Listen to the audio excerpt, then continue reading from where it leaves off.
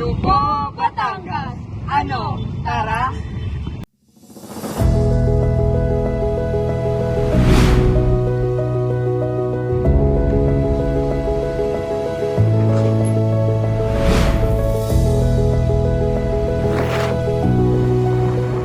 Ang Lubo ay isang munisipalidad sa lalawigan ng Batangas na kilala bilang Atis Capital of the Philippines. Matatagpuan sa timog silangang bahagi ng lalawigan, ang bayan ay biniyayaan ng saganang likas na yaman. Hindi maikakaila ang yaman nito sa katubigan, lalo na't karamihan sa mga barangay gaya ng Banalo, Fabrika, Lagadlarin, Olo-Olo at Malabrigo ay matatagpuan sa baybayin. Dahil dito, ang pangingisda at mga aktibidad na gumagamit ng bangkang demotor ang isa sa mga pangunahing kabuhayan ng mga mamamayan dito. Ang bangkang demotor ay isang uri ng sasakyang pandagat na gumagamit ng makina sa halip na sagwan o layag. Ito ay nagsisilbing mahalagang kagamitan para sa kabuhayan ng mga mamamayang naninirahan sa baybayin. Bukod sa pangingisda, nagbukas ito ng mga bagong oportunidad sa turismo, gaya ng mga water sports na dinadayo ng mga turista sa Lubo, Batangas. Bukod dito, ginagamit din ang bangkang demotor bilang transportasyong pandagat mula Lubo patungong Mindoro, kung saan hindi lamang mga pasahero ang naisasakay nito, kundi pati na rin ang iba't ibang kalakal.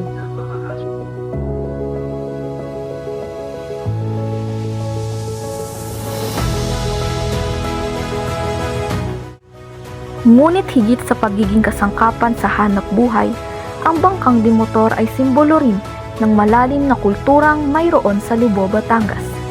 Sa bawat pag-andar, dala-dala nito ang mga paniniwala at tradisyong humuhubog sa identidad ng mga naninirahan sa baybayin.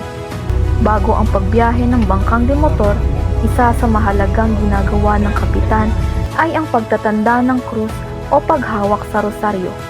Nagsisilbi itong panalangin para sa seguridad at patnubay ng dakilang lumikha sa pagtawid sa malawak na dagat. Gayun din, pinagsusuot ang mga pasahero ng life vest bilang bahagi ng mahigpit na pagpapatupad ng seguridad sa dagat. Ang simpleng gawaing ito ay nagpapakita ng malasakit ng mga mamamangka sa kaligtasan at kapanatagan ng bawat pasahero.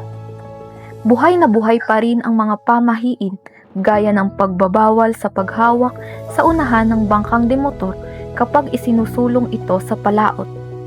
At kapag bago ang bangka, nariyan ang masayang paghahagis ng barya at kandi sa loob nito para sa mga bata. Ito ay isang ritual na pinaniniwala ang magdadala ng buenas o swerte.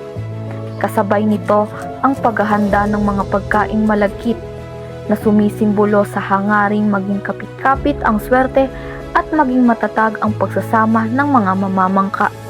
Maging ang galaw ng kalawakan ay pinakikinggan. Ayon sa mga nakatatanda, mas mainam italon o ilunsad ang bagong bangka kasabay ng paglaki ng buwan. Sa paniniwalang ito ang magdadala ng masaganang biyaya.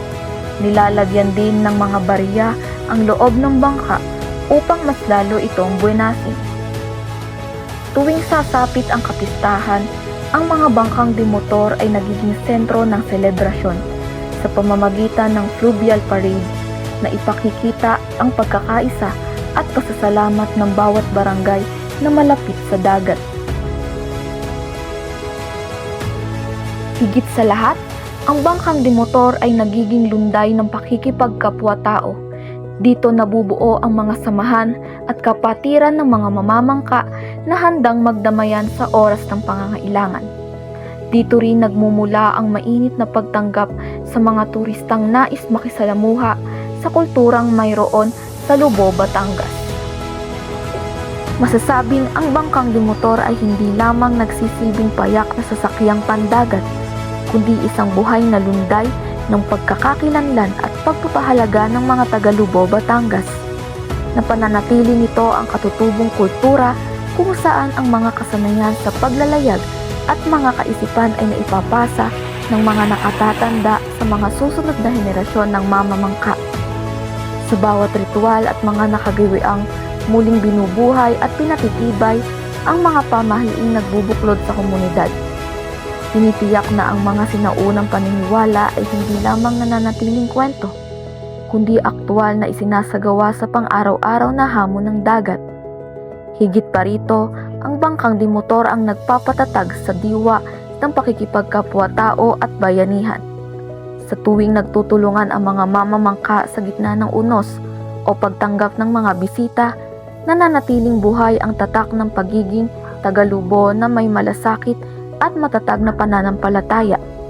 At sa huli, ang bangkang dimotor ang nagsisilbing tulay na nag-uugnay sa kasaysayan at sa hinaharap.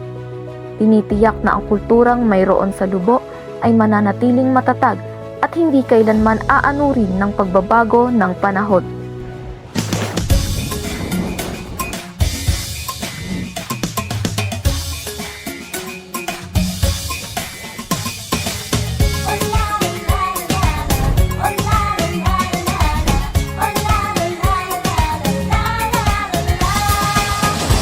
Naging malaking bahagi rin ng pagpapalago ng turismo sa Lubao, Batangas ang bangkang dimotor. Nagsisilbi itong pangunahing instrumento upang maakit ang mga turista na pasukin at maranasan ang ganda ng karagatan sa pamamagitan ng iba't ibang aktibidad gaya ng pagsakay sa bangkang dimotor upang maranasan ang iba't ibang water sports. Ano po siya mas nakaka-enjoy din po kasi pag yung mga ganong activities. Tsaka, lalo na yung jet ski po, yung mga ganun.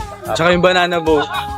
Lalo na kapag po mga summer, kapag Sa tingin niyo po kaya, paano po kaya yung mga pang water sports na yun nakakatulong para mahikayat po yung mga turista na pumunta po dito sa Lobo? Siguro sa engagement na din. Para madami silang experience kagaya ng mga motorboat, banana boat, para malibang din sila, hindi lang basta swim lang, kundi sa mga enjoyable na rides din.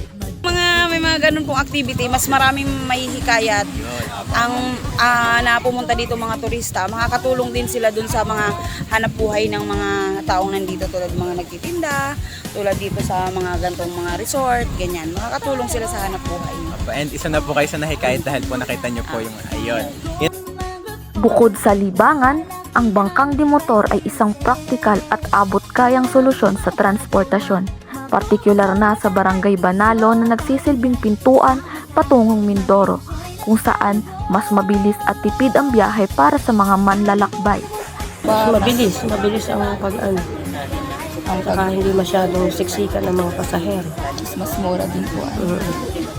So sa tingin nyo po is nakatutulong po yung bangkang dimotor para makahikayat po ng mga turista sa pagpunta po sa Lubao, Batangas.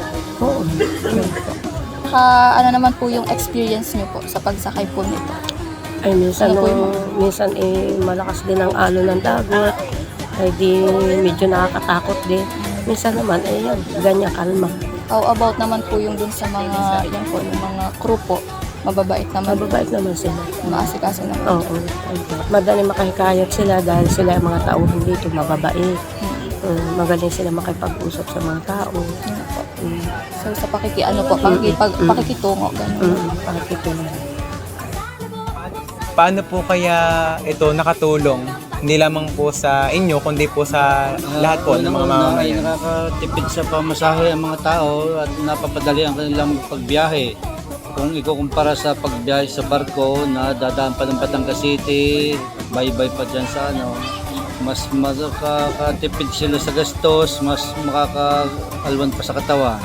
Sa safety naman po, paano niyo po na ini-ensure yung safety po natin mga pasahero? Ay di, ang mga katulong ko, mga Coast Guard, at yan naman hindi kami pinapalis hanggat hindi nakakapag-clear. Tapos habang sila'y sumasakay naman sa bangkaya, inaalalayan naman ang aking mga crew. Hindi namin sila pinababayaan. Ganun namin kamahal ang mga pasahero.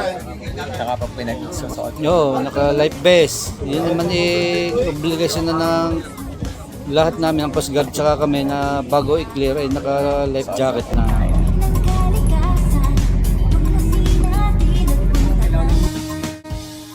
bawat pagpalaot ay nagdadala rin sa mga turista sa mga sentro ng kalikasan at kasaysayan ng bayan ng Lubok. Mula sa payapang pamamasyal sa Lagadlarin Mangrove Forest at pagbisita sa misteryosong kastilyong bato sa Ulo-Ulo, hanggang sa pagpunta sa makasaysayang lighthouse at mga makukulay na coral reef sa Malabrigo. Ang bangkang Dimotor ang nagiging tulay sa pagtuklas ng mga yamang ito. Hindi maikakaila na ang bangkang Dimotor ay nagsisilbing buhay na daluyan ng tradisyon at identidad na nagpapanatili sa natatanging kultura ng Lubao, Batangas. Ito ang nagsisilbing matatag na pundasyon upang ang mga kaugaliang Lubao ay hindi maglaho, kundi patuloy na maging bahagi ng pang-araw-araw na pakikibaka at tagumpay ng bawat mamamayan.